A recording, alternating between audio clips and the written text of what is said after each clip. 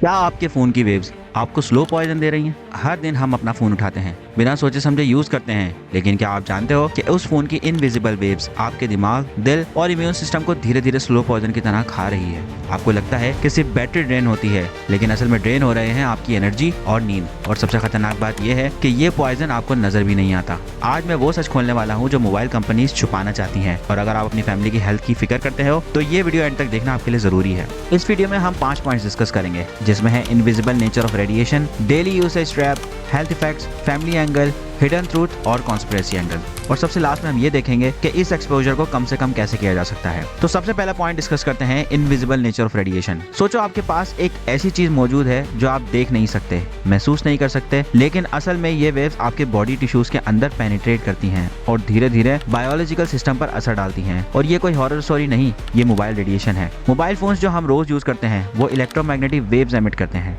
ये वेव्स बिल्कुल इनविजिबल होती हैं, ना इनका कोई रंग होता है, ना कोई स्मेल, ना कोई आवाज। इसी वजह से हम लोग इनको इग्नोर कर देते हैं, क्योंकि जो चीज नजर नहीं आती हम उसको खतरा नहीं समझते। हर दिन हम अपना फोन हाथ में लेते हैं, कॉल करते हैं, इंटरनेट यूज करते हैं और फोन को अपने पॉकेट या पिलो के पास रख देते हैं। जब फोन नेटवर्क सर्च करता है, वाईफाई या ब्लूटूथ ऑन होता है, तब भी ये रेडिएशन कंटिन्यूअसली निकलती रहती है। मतलब अगर आपको लगता है कि ये रेडिएशन सिर्फ कॉल के वक्त होती है तो आप गलत हैं। असल में फोन लगातार छोटी छोटी इनविजिबल वेव्स रिलीज करता रहता है। रिसर्च स्टडीज जैसे कि वर्ल्ड हेल्थ ऑर्गेनाइजेशन के under international agency of research on cancer IARC ने मोबाइल रेडिएशन को पॉसिबली कार्सिनोजेनिक कैटेगरी में रखा है। मतलब सिंपल अल्फाज में ये कैंसर का सबब बन सकता है। अब सवाल ये है कि अगर ये इतना डेंजरस हो सकता है तो फिर हम इनको फील क्यों नहीं करते? तो उसका जवाब सिंपल है कि ये रेडिएशन स्लो और साइलेंट होती हैं। ये आपको फौरन हर्ट नहीं करती जैसे आग या करंट करता है। ये धीरे धीरे सेल्स पर असर करता है, आपके ब्रेन के टिश्यू, आपके नर्व्स, सब पर माइक्रोस्कोपिक लेवल पर इफेक्ट होता है। कुछ स्टडीज ने ये भी सजेस्ट किया है कि कई लॉन्ग टर्म एक्सपोजर से ब्रेन एक्टिविटी चेंज हो सकती है। मतलब आपका फोकस, मेमोरी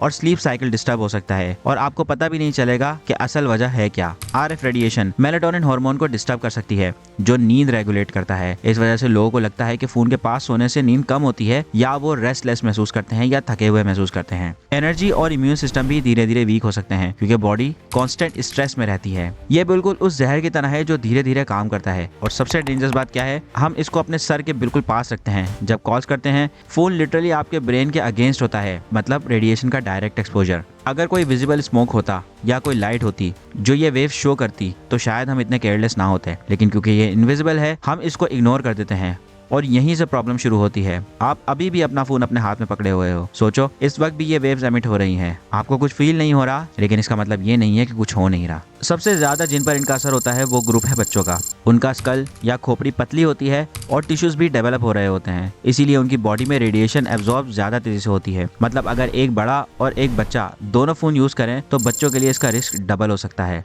इनविजिबल होने का मतलब सेफ होना नहीं है। ये सब चीजें डेंजरस इसलिए हैं क्योंकि आपको कोई इमीडिएट सिम्टम नहीं मिलता, ना दर्द होता है, ना जल्दी से कोई डिजीज सामने आती है। ये एक साइलेंट एक्सपोजर है जो आपको लगता है कि सेफ है, लेकिन असल में धीरे धीरे पॉइजन की तरह एक्यूमुलेट होता है। इसीलिए एक्सपर्ट कहते हैं कि मोबाइल रेडिएशन को स्लो पॉइजन समझना चाहिए, जो आपको नजर नहीं आता लेकिन आपकी हेल्थ को अंदर ही अंदर खाता रहता है। कभी कभी सबसे बड़ा खतरा वो होता है जो हमें नजर नहीं आता।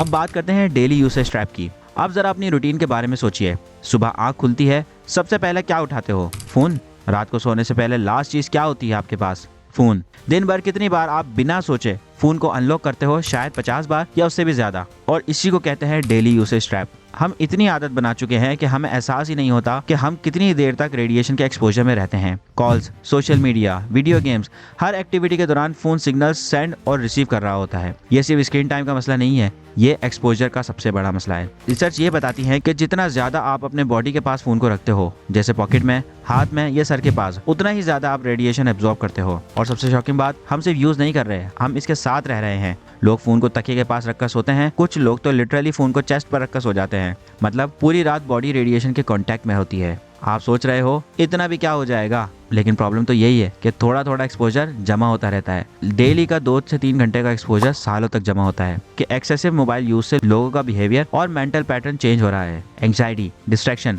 और इवन डिपेंडेंसी। आप अपने मोबाइल फोन पर डिपेंडेंट होने लगे हो। कोई भी काम आप अपने मोबाइल के बिना नहीं कर सकते। यानी सिर्फ फिजिकल नहीं, मेंटल ट्रैप भी बन रहा है। और कंपनीज क्या करती हैं, वो आपको और ज्यादा इंगेज करने के लिए ऐसी एप्स डिजाइन करती हैं जो आपको मोबाइल छोड़ने ही ना दें।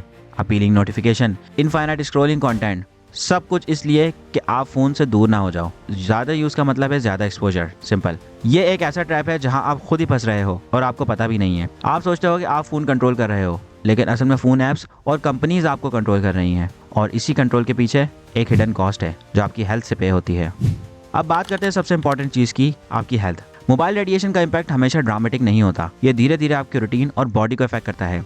सबसे पहला इफेक्ट, नींद का डिस्टर्ब होना। आपने नोटिस किया होगा कि रात को फोन यूज करने के बाद नींद लेट आती है। इसका रीजन सिर्फ स्क्रीन लाइट नहीं, रेडिएशन है। स्टडीज ने सजेस्ट किया कि जब हम फोन को अपने सर के करीब रखकर सोते हैं, उसकी रेडियो वेव्स, स्क्रीन की ब्लू लाइट और इलेक्ट्रोमैग्नेटिक एक्सपोजर मेलेटोनिन हार्मोन को डिस्टर्ब करती हैं, जो हमारी स्लीप को रेगुलेट करता है। यह हार्मोन नेचुरली हमें नींद लाने में मदद करता है। जब ये कम हो जाता है तो इस वजह से नींद देर से आती है, और जब आती भी है तो गहरी और पुरसुकून नींद नहीं होती। नोटिफिकेशंस और लगातार स्क्रॉलिंग दिमाग को एक्टिव रखते हैं, जिससे दिल की धड़कन तेज होती है और बार बार करवटें बदलनी पड़ती हैं। लंबे अरसे तक ऐसी आदत से थकन, कंसंट्रेशन की कमी और एंग्जाइटी बढ़ सकती है। रिजल्ट, आप लेट सोते हो, बेचैन नींद होती है और सुबह उठकर फ्रेश फील नहीं करते। दूसरा इफेक्ट है एनर्जी लेवल का लो होना। आप पूरा दिन थकान महसूस करते हो, इवन अगर आपने फिजिकल काम ज्यादा नहीं किया हो, क्योंकि बॉडी कांस्टेंट लो स्ट्रेस में रहती है, जो आपकी एनर्जी ड्रेन करती है। अब जब बॉडी लगातार लो लेवल स्ट्रेस में रहती है, जो कि मोबाइल की वेव्स और कांस्टेंट नोटिफिकेशन की वजह से होता है, तो आपको लगता है कि आप थके हुए हो, चाहे आपने ज्यादा फिजिकल काम ना भी किया हो। यह क्रॉनिक फटीग का सिग्नल है। दिमाग और बॉडी दोनों हमेशा अलर्ट मोड में रहते हैं, जिससे नेचुरल रेस्ट और रिकवरी प्रोसेस डिस्टर्ब होता है। इसका नतीजा ये होता है कि दिन भर आपकी एनर्जी ड्रेन होती रहती है, फोकस कम हो जाता है और प्रोडक्टिविटी गिरती रहती है। अगर ये सिलसिला लंबा चले तो आपको लगता है कि हर वक्त थकान और बेचैनी साथ चल रही है। इस प्रॉब्लम का हल है कि मोबाइल यूज को लिमिट करें, स्पेशली सोने से पहले, और आप अपनी बॉडी को प्रॉपर रेस्ट देने का मौका दें, ताकि एनर्जी वापस रिचार्ज हो और दिन में फ्रेश फील हो। तीसरा इफेक्ट है इम्यून सिस्टम वीक होना। कुछ रिसर्च ने यह इंडिकेट किया है कि long term radiation exposure cell के फंक्शन को इफेक्ट करते हैं। जब सेल्स प्रॉपर काम नहीं करते तो इम्यून रिस्पॉन्स भी वीक हो जाता है, मतलब आप ज्यादा बीमार हो सकते हो। और ये सिर्फ फिजिकल सिम्टम नहीं है, मेंटल भी है। हेडेक्स, कंसंट्रेशन इश्यूज, इरिटेबिलिटी, ये सब चीजें एक्सेसिव फोन यूज और एक्सपोजर से लिंक्ड हैं। एक और इंटरेस्टिंग चीज है कि कुछ स्टडीज ने सजेस्ट किया है कि हैवी मोबाइल यूजर्स में ब्रेन एक्टिविटी पैटर्न चेंज होते हैं, मतलब आपका थिंकिंग और प्रोसेसिंग भी इम्पैक्ट हो सकता है। और ये सब इफेक्ट एक दिन में नहीं आते, ये स्लोली बिल्ड होते हैं। इसीलिए लोग इग्नोर कर देते हैं, आज तो सब ठीक है, लेकिन सवाल यह है कि अगले 5 साल बाद क्या होगा, 10 साल बाद क्या होगा, क्योंकि आप अपनी बॉडी को रोज थोड़ा थोड़ा डैमेज कर रहे हो और आपको लग रहा है कि सब नॉर्मल है। हेल्थ इश्यूज हमेशा लाउड नहीं होते, कभी कभी वो चुपचाप आपकी लाइफ में एंटर होते हैं, और जब तक आपको पता चलता है बहुत देर हो चुकी होती है। चौथा पॉइंट है फैमिली एंगल। अब एक मोमेंट के लिए आप अपने बारे में नहीं, अपनी फैमिली के बारे में सोचो। आप शायद अपनी हेल्थ को इग्नोर कर दो, लेकिन क्या आप अपनी फैमिली के लिए भी वही रिस्क लेना चाहते हो? आपका फोन सिर्फ आप तक लिमिटेड नहीं है, ये रेडिएशन आपके पास के एनवायरनमेंट में भी फैलती हैं, मतलब आपके घर के लोग भी इनडायरेक्टली इसके लपेट में हैं। आपके माँ बाप, आपके बहन भाई, आपकी बीवी और खास तौर पर बच्चे। तो सोचो, जब एक बच्चा टैबलेट या फोन घंटों तक यूज करता है, वो सिर्फ गेम नहीं खेल रहा होता, वो एक्सपोजर ले रहा होता है, और आपको लगता है कि वो सेफ है। आजकल हर घर में ये सीन कॉमन है। बच्चे को चुप कराने के लिए उसे फोन दे दिया जाता है। माँ बाप को टेम्परेरी सुकून तो मिल जाता है, लेकिन परमानेंट रिस्क का खतरा बढ़ जाता है। और सिर्फ बच्चे नहीं, आपके पेरेंट्स जो शायद ऑलरेडी हेल्थ इशू फेस कर रहे हैं, उनके लिए भी ये एक्सपोजर हार्मफुल हो सकता है। आपका घर एक सेफ प्लेस होनी चाहिए, लेकिन अगर हर रूम में डिवाइसेस हैं, वाईफाई सिग्नल्स हैं, फोन्स कंटिन्यूअसली एक्टिव हैं, तो फिर क्या आपका घर वाकई सेफ है? ये सिर्फ आपका पर्सनल इशू नहीं है, ये आपकी फैमिली इशूज है। आप जो हैबिट्स फॉलो करते हो वो इनडायरेक्टली आपके घर वालों को इफेक्ट करती हैं। अगर आप फोन रात को सिरहाने के पास रखते हो, तो आपके पास सोया हुआ इंसान भी उस एक्सपोजर की लपेट में आता है। तो क्या आपने कभी इस एंगल से सोचा है आपकी फैमिली भी इन वेव्स के एक्सपोजर में है? ये सिर्फ एक लाइन नहीं है, ये रियलिटी है। और सबसे बड़ी जिम्मेदारी क्या है? प्रोटेक्ट करना, सिर्फ अपने आप को नहीं, उन लोगों को भी जो आप पर डिपेंड करते हैं। पांचवा है हिडन ट्रूथ। अब आती है वो बात जो शायद आपको सबसे ज्यादा शॉक करे। अगर मोबाइल रेडिएशन इतनी हार्मलेस है, तो फिर इनकी इतनी वार्निंग्स और स्टडीज क्यों एग्जिस्ट करती हैं? और अगर ये हार्मफुल हो सकती हैं, तो फिर हमें ओपनली क्यों नहीं बताया जाता? ये वही जगह है जहां हिडन ट्रूथ शुरू होता है। टेक कंपनीज $1 बिलियन इंडस्ट्रीज हैं। उनका बिजनेस मॉडल सिंपल है, ज्यादा से ज्यादा लोग डिवाइस यूज करें और ज्यादा देर तक यूज करें। अगर कल को ओपनली ये अनाउंस हो जाए कि mobile radiation serious health risk create करती हैं, तो क्या होगा? लोग यूज कम कर देंगे, इंडस्ट्री इम्पैक्ट होगी और प्रॉफिट डाउन होगा। इसीलिए कई लोग बिलीव करते हैं कि ये टॉपिक इंटेंशनली डाउन प्ले किया जाता है, यानी दबाया जाता है। हाँ, सेफ्टी गाइडलाइंस होती हैं, लेकिन क्या आपने कभी उन्हें पढ़ा है? फोन्स के मैनुअल में SAR वैल्यूज मेंशन होती हैं, यानी कि स्पेसिफिक एब्जॉर्प्शन रेट। ये बताता है कि कितनी रेडिएशन बॉडी सेफली एब्जॉर्ब कर सकता है, लेकिन ये इन्फॉर्मेशन इतनी हिडन होती है कि आम यूजर कभी चेक ही नहीं करता। और रियल लाइफ यूसेज कंडीशन में लोग इन लिमिट्स को एक्सीड कर देते हैं बिना जाने। कुछ इंडिपेंडेंट रिसर्चर्स ने ये भी क्लेम किया है कि लॉन्ग टर्म इफेक्ट पर अभी तक कंप्लीटली क्लैरिटी नहीं है और जो स्टडीज कंसर्न रेज करती हैं उन्हें इतनी पब्लिसिटी नहीं मिलती। मतलब पिक्चर पूरी क्लियर नहीं है और जब पिक्चर क्लियर नहीं होती है तो डाउट होता है और जब डाउट होता है तो सवाल उठता है कि क्या हमें सब कुछ सच बताया जा रहा है। ये जरूरी नहीं कि हर दफा कोई एक बड़ी कॉन्स्पिरेसी ही हो, लेकिन ये जरूर पॉसिबल है कि रिस्क को उतना हाईलाइट नहीं किया जाता जितना होना चाहिए। और इसीलिए ये वीडियो इंपॉर्टेंट है क्योंकि यहाँ आपको वो पर्सपेक्टिव मिल रहा है जो शायद आपने पहले कभी सीरियसली कंसिडर नहीं किया। सच क्या है ये आप डिसाइड करो, लेकिन ये बात याद रखो, जब बात हेल्थ की हो तो इग्नोरेंस सबसे बड़ा रिस्क होता है। अब जब हमने ये जान लिया है कि ये इनविजिबल वेव्स हमारी हेल्थ को कैसे इफेक्ट कर रही हैं और हमारी फैमिली के लिए रिस्क भी है, तो सवाल ये है कि हम अपने आप को और अपनी फैमिली को कैसे प्रोटेक्ट कर सकते हैं। ये 7 टिप्स हैं जो आपके रेडिएशन को एक्सपोजर को कम करने में हेल्प कर देंगे। नंबर 1, डिस्टेंस मेंटेन करें। फोन को अपने सर और बॉडी के बिल्कुल पास मत रखो। कॉल्स के लिए स्पीकर मोड या एयरफोन यूज करो। टेबल या बैग में रखो, पॉकेट में नहीं।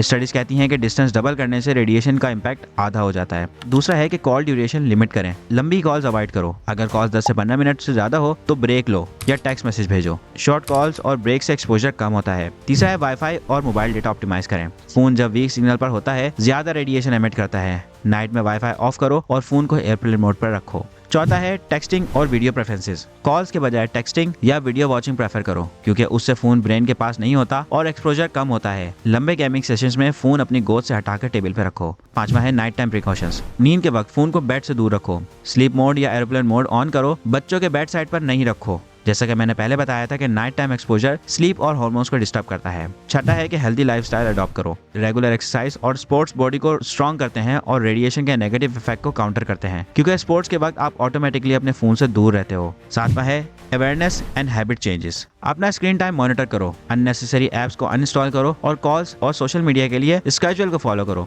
छोटा consistent change long term exposure कम कर देता है। ये सारे सिंपल फॉर्मूलाज हैं जिसमें distance plus duration plus mode plus awareness is equals to safer mobile use. ये रूल्स फॉलो करके आप अपनी हेल्थ और अपनी फैमिली की सेफ्टी दोनों इंश्योर कर सकते हो क्योंकि जब बात हेल्थ की हो तो इग्नोरेंस सबसे बड़ा रिस्क होता है। अगर आपको ये वीडियो यूजफुल लगी हो तो लाइक और शेयर करो और चैनल को सब्सक्राइब करना मत भूलना। कमेंट में बताओ आप कौन सा टिप अपने ऊपर पहले इंप्लीमेंट करोगे और याद रखो कि जब बात हो हेल्थ की, अवेयरनेस ही सबसे बड़ी प्रोटेक्शन है। उम्मीद है आपको आज की मालूमात पसंद आई होगी। मिलते हैं आपसे अपनी अगली वीडियो में। अपना ढेर सारा ख्याल रखिएगा। अल्लाह हाफिज।